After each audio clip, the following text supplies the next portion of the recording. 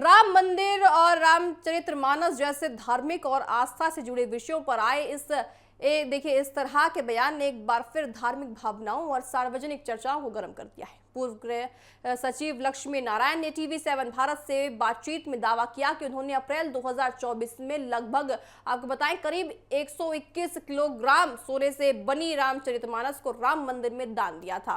उन्होंने बताया कि धार्मिक ग्रंथ उनकी माता की आस्था और परिवार की भक्ति से जुड़ा हुआ है। आइए आपको सुनाते हैं लक्ष्मी नारायण पूर्व गृह सचिव ने और क्या कुछ कहा है हमारी संवाददाता कंचन अरोड़ा से इस खास बातचीत में। उत्तर प्रदेश के अयोध्या में प्रभु श्री राम के मंदिर में दान चोरी को लेके हर रोज नए खुलासे हो रहे हैं। कई नाम लगातार सामने आ रहे हैं, लेकिन सोना, चांदी, कैश, हीरे, आभूषण के अलावा रामचरितमानस भी सोने की दान की गई थी, वहां पर समर्पित की गई थी। और वो समर्पित और दान जिसने किया था वो पूर्व गृह सचिव लक्ष्मी नारायण जी हैं। उन्हीं से बात कर लेना चाहेंगे कि क्या कुछ चीजें रही हैं। सर, आपने दान किया, वहाँ पे रामचरितमानस को आपने रखा, उसके बाद से दान चोरी का मामला सामने आया, कैश बरामद हुए, सोने, चांदी, हीरे, आभूषण, तमाम चीज़ें बरामद हुई। आपकी भी रामचरितमानस जो है वो वहाँ पर नहीं थी, आपने भी अपनी आवाज़ को उठाया। ऐसे में अगर आपसे जानना चाहूँ तो वो कितनी वजन की थी, किस तरीके से आपने उसको बनवाया था? वो 1.25 क्विंटल वजन की थी, लगभग 800 ग्राम सोना मेरे जो मदर की देहांत हो चुकी थी उनके ज्वेलरी को मेल्ट करके करी गई, और कुछ 400 ग्राम मेरे धर्म पत्नी की भी मेल्ट करके कराई गई। बाकी कॉपर शीट से बनी हुई है।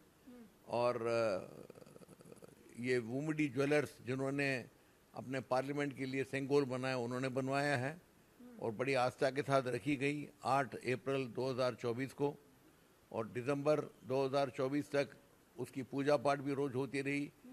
और उसके बाद मैंने बहुत प्रयास किए, पता लगा कि वो कहीं गार्ड रूम में या गोडाउन में पड़ी है, तो हमने बहुत हाथ जोड़ा, बहुत पत्र लिखे, बहुत व्हाट्सएप लिखे, मगर उसके बाद भी चंपत राय जी ने उसको कोई ना जवाब दिया ना वापिस रखवाया।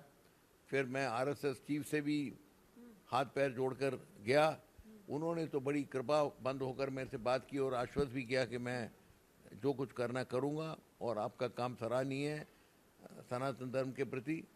उसके बाद भी कुछ नहीं हुआ, मगर जब ये सब अभी मीडिया ने लाइट में ला दिया है कि ये सब गलत काम हुई, तो मैं और परेशान हो गया, क्योंकि लोग मेरे से पूछने लग पड़े आपके रामचरितमानस का क्या हुआ, वो भी तो नहीं दिख रही है। तो मीडिया लोगों ने जो मेरे को अप्रोच किया, मैंने तो कभी मीडिया को अप्रोच नहीं किया था, तो मैंने अपना दुख बताया और सच्चाई बताया। और आज मैं बहुत प्रसन्न हूँ कि वो वापस उसी जगह रखा दी गई है और आज उसके ऊपर माला भी पहना दी गई है।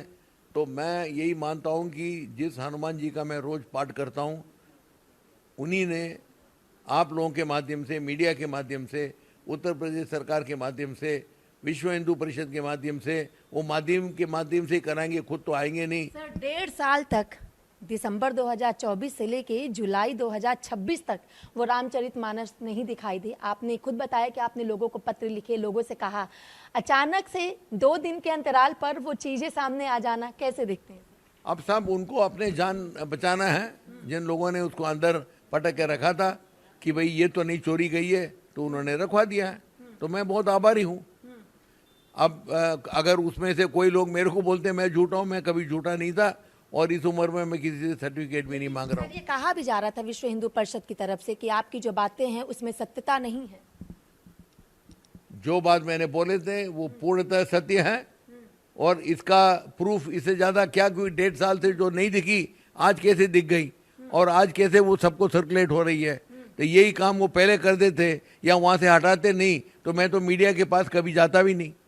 अगर मैं आपकी भावनाओं का जिक्र करूं, क्योंकि रामचरितमानस है जो कि सनातन से जुड़ी है, प्रभु श्री राम से कि वो तमाम गाथाएं उसमें वर्णित की गई हैं, कितना मतलब वो इमोशनली कनेक्शन आपका उससे था, चाहे धर्म को लेके कहा जाए, जैसे आपने बताया कि आपकी माता जी की ज्वेलरी से उसको बनाया गया था मेल्ट करके, कितना कनेक्शन था?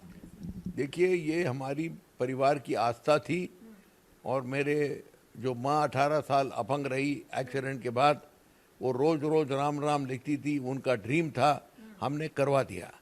और हम आस्था से उसको रखवा के आए और हमारे हाथ जोड़कर निवेदन यही था चंपक राय जी से कि वो वहीं रहे ताकि लोग उसके दर्शन कर पाएं और जो अपने दर्शनार्थी उत्तर हैं प्रदेश वो रामचरित को अपने नमस्कार प्रकट करने के बाद रामचरितमानस जो हम मानते हैं कि राम उसके अंदर ही निवास कर रहे हैं कलयुग में, उसकी भी उसकी ओर से भी अपना भक्ति भावना दिखाएं।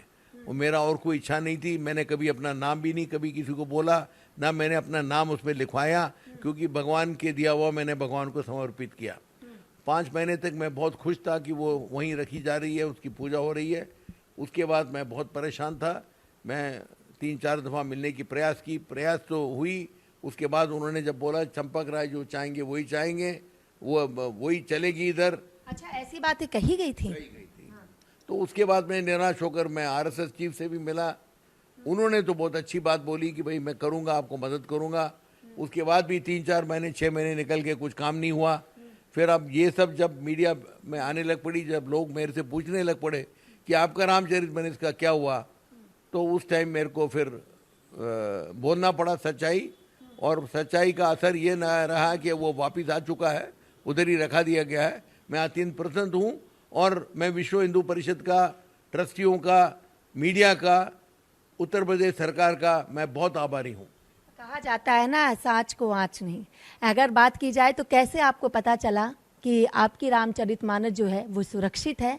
आपके पास कहाँ से जानकारी आई, कहाँ से वो फोटो आई, उसको लेके क्या? फोटो मेरे पास आई, जिस आरएसएस कार्यकर्ता मेरे को ले गए आरएसएस चीफ के पास, उनका फ़ोन भी आया कि साहब आपका रामचरितमानस वहाँ रखा दिया गया है और इसके फ़ोटो इधर है, और मेरे पास भेज दिया गया व्हाट्सएप में। उसके बाद मैं अत्यंत प्रसन्न हूँ। अब मैं हनुमान जी को मंदिर जाऊंगा आभार प्रकट करने के लिए। अच्छा, कहा जाता है ना, दुनिया चले ना श्री राम के बिना, राम जी चले ना हनुमान के बिना। और आप बाबा हनुमान के लेकर के सुंदरकांड, उनकी भक्ति, तमाम चीजें आपने की है, तो वही चीजें निकल के सामने आई हैं। मैं तो यही मानता हूँ मैडम कि रावण से ज़्यादा पढ़ा लिखा, रावण से ज़्यादा विद्वान, रावण से ज़्यादा अहंकार वाला कोई नहीं था। जब उसको हनुमान जी ने और राम जी ने ठिकाने में ला दिया, ये छोटे इंसान अपने अहंकार दिखा के क्या करेंगे, उन्हीं के माध्यम से रखवा दिया गया। अब आप क्या चाहते हैं कि वो कहाँ पर रहे, किस तरीके से उसकी नित्य पूजा हो? जो श्रद्धालु, जो भक्त लगातार प्रभु श्री राम के दर्शन करने के लिए अयोध्या नगरी पहुंच रहे हैं, क्या वो भी उसी रामचरितमानस के दर्शन करते हुए दिखाई दे? वही मैं चाहता हूँ कि जो वहाँ जा रहे हैं, भक्ति भाव से जा रहे हैं, आस्था के साथ जा रहे हैं, वो भगवान की भी दर्शन करें और रामचरितमानस की भी दर्शन करें और अपने भक्ति भाव उनके सामने प्रकट करें। मेरी और कोई इच्छा नहीं है। मेरे को नाम न चाहिए, न किसी से सर्टिफिकेट चाहिए। एक अंतिम सवाल, अचानक से रामचरितमानस का मिल जाना, क्या कहेंगे उन सभी लोगों से, क्योंकि जिन्होंने भी जहां भी दान किया था वो लोग इस पे सवाल खड़े कर रहे थे जब उनके दान चोरी की बातें आई? शायद जो लोग आरोप लगा रहे हैं कि उनकी अभी मिसिंग है, वो भी मिल जाए, और वो शायद अयोध्या जाएंगे तो उनको शायद सब मिल जाएगा।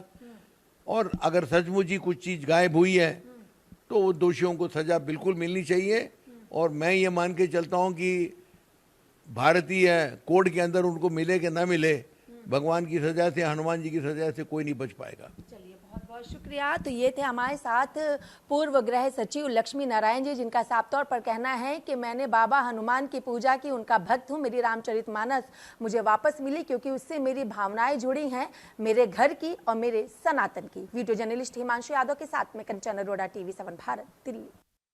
लेकिन इनके रामचरितमानस को लेकर जो सियासी बयानबाजी लगातार हुई, उनका साफ तौर से कहना था कि वो अचानक गायब हो गई थी। उन्होंने कहा है कि इस घटना के बाद उन्होंने कई स्तरों पर संपर्क किया, जिसमें मंदिर प्रशासन से जुड़े लोग और विश्व हिंदू परिषद के सभी लोग शामिल थे, लेकिन उन्होंने कहा कि ये झूठ बोल रही हैं। तो ऐसे में अब देखा जाएगा कि आने वाले दिनों में चंपत राय और क्या कुछ इस पर बयान देते हैं। लेकिन अभी इनकी देखिए रामचरितमानस मिल गई है और अब वो पूरी तरह से खुश है और साफ तौर से उनका ये कहना है कि जिस तरह से मेरी रामचरितमानस मिल गई है, ये ऐसे ही सभी की जो चीजें खोई है वो भी आने वाले समय में सभी को मिल जाएगी।